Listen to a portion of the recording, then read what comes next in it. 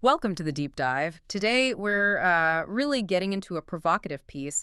It's an essay titled, Trump Isn't the Disease, He's the Cold Sore.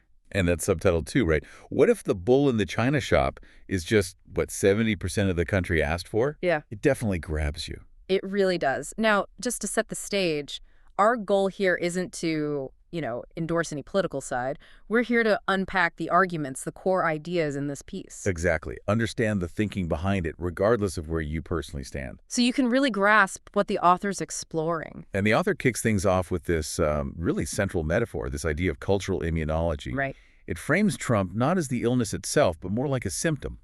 Like political polarization is the body's immune system reacting, sometimes maybe overreacting, to what it sees as an ideological infection. So Trump is the visible sign, the cold sore. Precisely. The essay calls him the cold sore, the flare-up, Right. a symptom of this deeper populist nationalist inflammation Yeah. in the body politic. It's quite a striking way to frame it.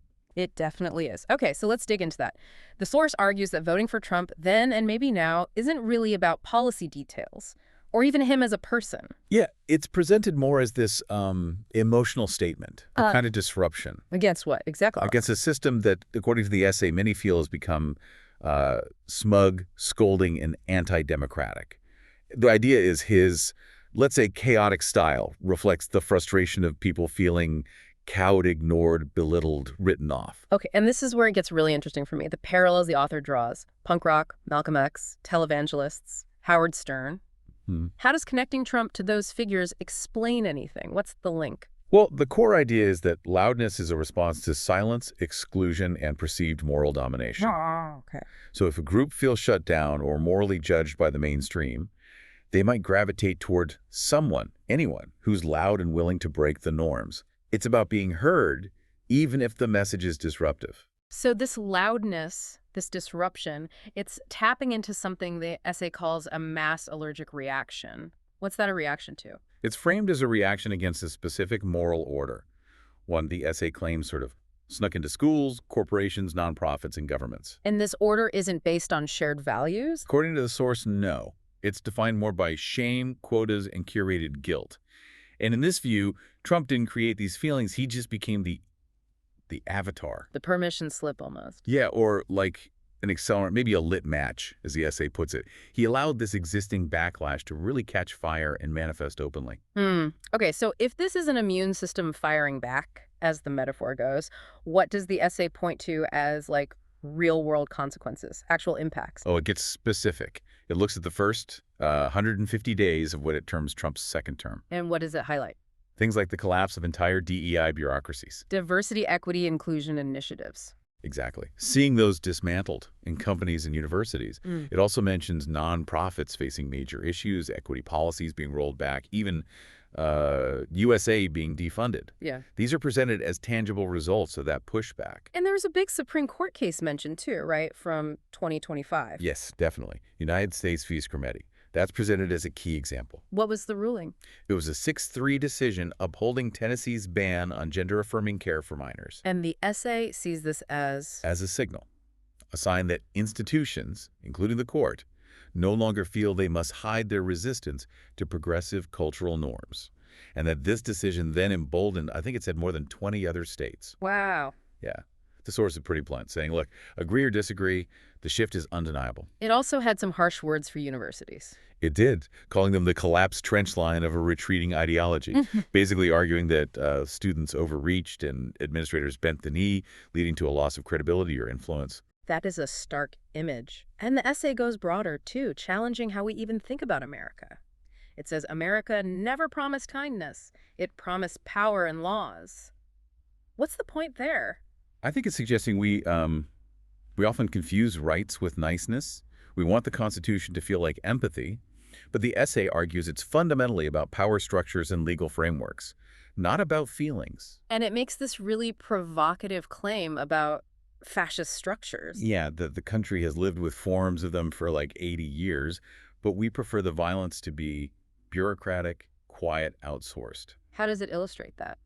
Well, it points to the 2 million people in U.S. prisons, calls that justice when it's citizens. Yeah. But when similar things happen to migrants, it's framed as a tragedy or a political wedge. And the terms we use, migrant, immigrant, illegal alien. Exactly. The essay argues those terms themselves are shaped by political theater, not neutral descriptors. It's really pushing back on common narratives about American identity and justice. Well, that is, yeah, a lot to process. Which leads to this other huge claim. Trump exists by popular demand. What's the logic there? The source claims a really large majority, like 70–80% of Americans, strongly dislike the tone and tactics of DEI, identity politics, this bureaucratic equity culture. Dislike it so much. It's so much that they'll break the whole machine to stop it.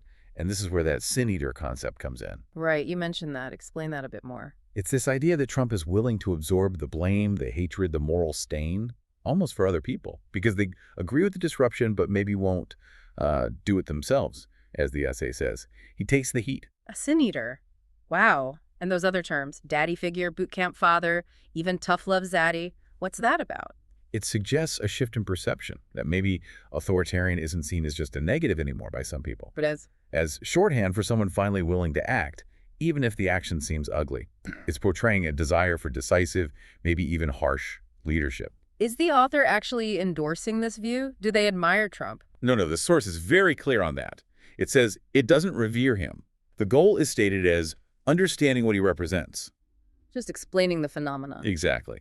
Arguing that if you ignore the underlying reasons for his appeal, you actually make him stronger. It's about diagnosing the why. Got it. And linked to that why, the essay has some sharp words for the political left, doesn't it?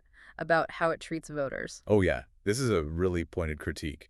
It says, the left often treats voters like they're under some kind of moral conservatorship, like what happened to Britney Spears. Wow, that's quite the comparison. It is. It calls it a condescending impulse, a noblesse oblige mindset.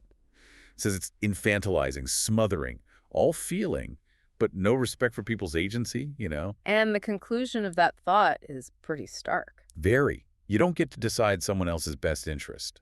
That's how you end up with resentment. So deep people would rather salt the earth than let you keep gardening. It's a warning about the dangers of perceived political paternalism. Okay, so the essay tries to preempt some questions with an FAQ section. What's a key clarification there about the author's stance on Trump? Well, it doubles down on the idea that it's not defending him. It's trying to explain the cultural and political logic, arguing he's responsive to these underlying currents. It's explanation, not justification. And what about identity politics? Does it just dismiss it? No, it acknowledges the complexity. It says, look, for some people, it really is about inclusion. But for others, it feels like exclusion, moral coercion, and a denial of voice. And it stresses that both feelings are real. Yeah, it emphasizes that feelings are facts in the current cultural setup. Those different emotional realities are driving the conflict. Interesting. It also tackles the authoritarian label directly in FAQ, right? It does. When asked if authoritarianism is dangerous, the answer is basically, of course, but. But For many people, the perception has shifted. What some call authoritarian, others now see as assertive leadership, may be a necessary correction to elite drift. it even brings up Biden's past statements. Right, noting that back in 1993, Biden apparently called sanctuary cities lawless and destructive. The source uses that to question who's really driving current administration policy, suggesting shifts over time. To add context, the essay brings in some historical points too, these law and order figures. It lists Nixon, Reagan, Clinton, and Trump as law and order presidents. And interestingly, puts Biden's 1994 crime bill in that same lineage. And mayors too. Yeah, people like Giuliani, Lori Lightfoot, Eric Adams are mentioned as law and order mayors. The point seems to be that this isn't an entirely new phenomenon, this public desire for strong responses to perceived disorder. The essay also has these fact-check sections. What's a key true fact it highlights to support its claims? Well, it points to DEI roles actually being cut across major companies and universities, cites that as concrete evidence. Okay. It also fact-checks Trump's 2024 win as decisive popular vote, Electoral College, Senate, House, interpreting that as a clear public signal. And it reminds the reader he appointed 3 of the 6 justices in the Scrimeti ruling. And what about things it says are false? What common ideas does it push back on? It clarifies, for example, that Trump isn't legally a dictator. That's a misconception, it argues. And DEI isn't banned everywhere, just defunded or deprioritized in many places. Some nuance. Exactly.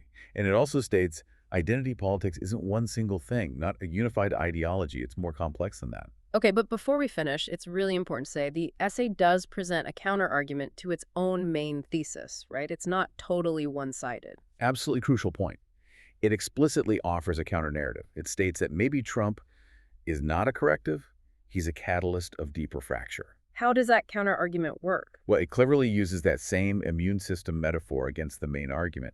It warns that empowering this reactionary base, while feeling like freedom to some, might actually dismantle shared norms, minority protections, and even democratic institutions. So the immune system attacks the body itself. Precisely. It warns that autoimmune diseases kill too.